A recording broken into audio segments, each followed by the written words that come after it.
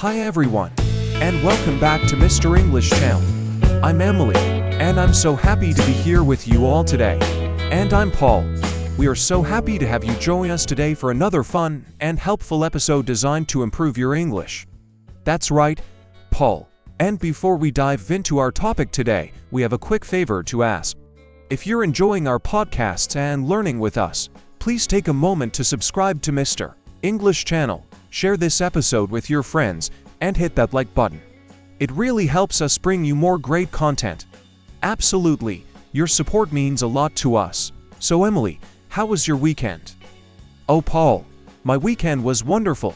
Thank you for asking. It was a good mix of relaxation and fun activities. What about yours? Mine too. It was a bit busy, but in a good way. I always look forward to the weekend, don't you? It's a great time to recharge, definitely. And that brings us to our topic for today, everyone. We're going to talk all about your weekend. It's a very common topic in everyday conversation, and it's a great way to practice describing past events in English. Exactly. We'll go through some common activities, useful phrases, and even some tips on how to ask about someone else's weekend. So Emily, let's start with Saturday. What did you do on Saturday? Describing a typical weekend, Emily and Paul's experience as well. Saturday started with a lovely family lunch. My parents came over, and we had a delicious meal together. It's always so nice to have everyone around the table, sharing stories and laughing. We cooked a big pasta dish, and my mom brought her famous chocolate cake. It was really good. That sounds lovely. Emily, family lunches are the best. It's a classic weekend activity for many people. It's a time to connect with relatives, share good food, and just enjoy each other's company. What kind of pasta did you make? We made lasagna. It's one of my family's favorites. And after lunch, we just chatted for a while, and the kids played in the garden. It was very relaxed. How about your Saturday, Paul? My Saturday was a bit different. In the afternoon, I went out with some friends. We decided to try that new coffee shop downtown that just opened, you know. The one with the really unique pastries. Oh, I know the one you mean. I've been wanting to go there. How was it? It was great. We sat there for a couple of hours, just talking and catching up. It's always good to spend time with friends, isn't it? We talked about our week, some movies we've seen, and made plans for a future get-together. It's a wonderful way to relax and socialize. Going out with friends can mean so many things. Going to a cafe, seeing a movie, having dinner, or just going for a walk. It's all about spending time with people you like. Absolutely, socializing with friends is so important for our well-being. It's a chance to unwind and share experiences. And after that, what did you do for the rest of Saturday? Later that evening, I had a birthday party to attend. It was for my friend Mark. He turned 30, so it was a big celebration. There was music, dancing, and a lot of delicious food. I even tried to sing happy birthday really loudly, but I'm not sure if I was in tune. Haha, I'm sure you sounded great, Paul. Birthday parties are always so much fun. They bring people together to celebrate someone special. Was it a surprise party? No, it wasn't a surprise, but it was still a lot of fun. Everyone was in a good mood, and it was a great way to end the day. Attending a birthday party is another very common weekend activity. You often get to meet new people and try new foods. How about your Saturday evening? Emily, my Saturday evening was much quieter. After the family lunch, I decided to have some quality time with my children. We watched a movie together, made popcorn, and just cuddled on the sofa. It was lovely. Sometimes, a calm evening at home is exactly what you need after a busy week. That sounds perfect, Emily. Spending time with the kids is so precious. It's a chance to bond, play games, read stories, or just enjoy each other's presence without distractions. It's a very rewarding part of the weekend for parents. It doesn't always have to be a big outing. Sometimes the simple moments are the best. Exactly. And speaking of calm, let's move on to Sunday. For me, Sunday morning started with going to church. It's something I do every week, and it's a very important part of my routine. I like to go and thank God for life, for my family, for everything good. It helps me feel grateful and ready for the week ahead. That's a beautiful way to start your Sunday, Emily. Attending church or any place of worship is a significant activity for many people. It's a time for reflection, community, and gratitude. It provides a sense of peace and purpose. What else did you do on Sunday after church? We had a light lunch, and then I spent some more time with my kids. We went to the park, they rode their bikes, and I just watched them play. It was sunny and perfect for being outdoors. Simple pleasures, I do know, and my Sunday was also quite relaxed. In the morning, I decided to do some chores around the house. Cleaning up a bit, doing laundry, things like that, not the most exciting, but necessary. Oh, the dreaded chores, but someone has to do them, right? It's part of keeping our lives organized. Then, did you do anything fun? Yes. After the chores, I decided to relax and read a book. I found a quiet spot in my backyard and just enjoyed the peace and quiet.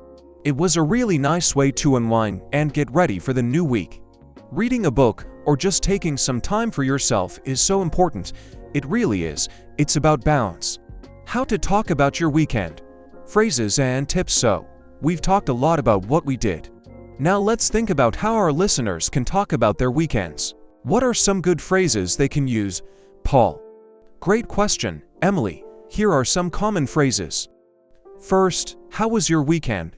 This is the most common way to ask. What did you do this past weekend? Another good option, did you do anything fun? A more specific question, and when answering, you can say, my weekend was great, good, busy, relaxing, fun, I had a good, relaxing, busy weekend. On Saturday, Sunday, I went to the party, or I spent time with my family.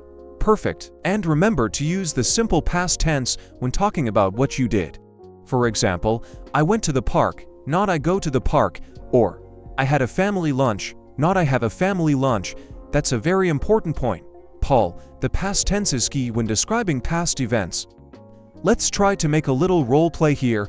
Paul, ask me about my weekend, and I'll answer using some of these phrases. Okay, Emily, sounds good. So, how was your weekend? My weekend was really nice, thank you. On Saturday, I had a lovely family lunch with my parents, and in the evening, I spent quality time with my children watching a movie. That sounds like a perfect Saturday. And what about your Sunday? Did you do anything interesting? Yes, on Sunday morning, I went to church to thank God for life, which is very important to me. And later, my kids and I went to the park because the weather was beautiful. Excellent. You used had, spent, went, and thanked. All past tense verbs. Our listeners can practice this too. It's all about thinking about what you did and then choosing the right words to describe it. Right? And don't be afraid to add details. Instead of just saying, I ate lunch, you can say, I had a delicious family lunch with my parents. The extra words paint a clear picture, and it makes your English sound more natural and fluent. Other common weekend activities. Let's think about some other common weekend activities that our listeners might do. How about going shopping? Many people enjoy shopping on the weekend, whether it's for groceries, clothes, or just to browse. Good one. Or doing some gardening if you have a yard. It's a relaxing way to spend time outdoors and make your home look nice. Yes. And for those who love sports, playing or watching a game is very popular. Maybe you played soccer with friends or watched a football game on TV, or exercising, going for a run, hitting the gym, or taking a yoga class. Weekends are a great time to focus on your health, absolutely. And for many, the weekend is also a time to relax at home, maybe just watching TV, reading, or listening to music. Not every weekend has to be packed with activities, that's very true. Sometimes doing nothing is exactly what you need. It's about recharging. Tips for talking about your weekend. So here are a few tips for our listeners when they want to talk about their weekend. Keep it simple. You don't need to describe every single minute. Focus on the main activities. Use descriptive words. Instead of it was good, try it was relaxing, it was exciting, or it was busy. Practice with the simple past tense. This is crucial. If you're unsure, look up the past tense of common verbs. Listen actively. When someone asks you about your weekend, also be ready to ask them back. It shows you're engaged in the conversation. Don't worry about mistakes. The most important thing is to communicate. Everyone makes mistakes, even native speakers sometimes. Those are fantastic tips, Emily. Remember, the goal is to communicate and share your experiences. The more you practice, the easier it will become. And it's a great way to learn about other people too. When you ask someone about their weekend, you often discover new things about their life, their hobbies, and their family. It really helps build connections, so next time you meet a friend or colleague, try asking them, "How was your weekend?" And see where the conversation goes. Exactly. It's a natural way to start a friendly chat. And don't forget to prepare a few sentences about your own weekend, even if it was just staying home and watching movies, right? Every weekend has something interesting to share, even if it's just a moment of peace or a quiet activity. Looking ahead and conclusion. So Paul, looking ahead, do you have any plans for the upcoming weekend? Let me think. I'm hoping to visit a museum I haven't been to yet, and maybe try out a new recipe for dinner on Saturday. How about you, Emily? Sounds fun. I'm planning to take my kids to a local festival on Saturday, and on Sunday, I'll probably have a relaxed day at home, maybe catching up on some reading. Wonderful. It's always good to have something to look forward to.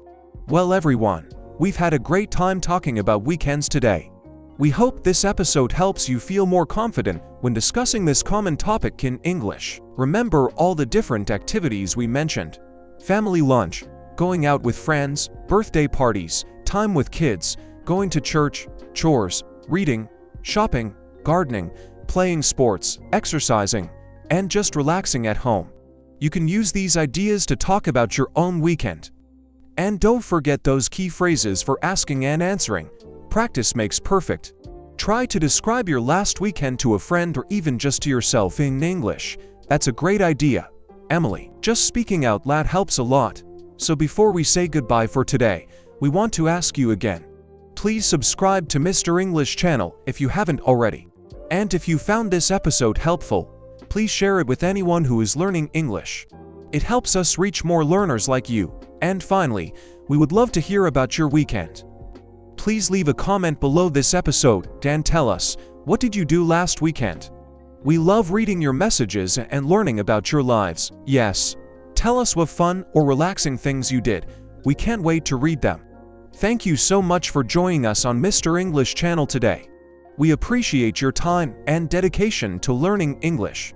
We'll be back soon with another exciting topic. Until then, keep practicing and have a wonderful week. Bye everyone. See you next time.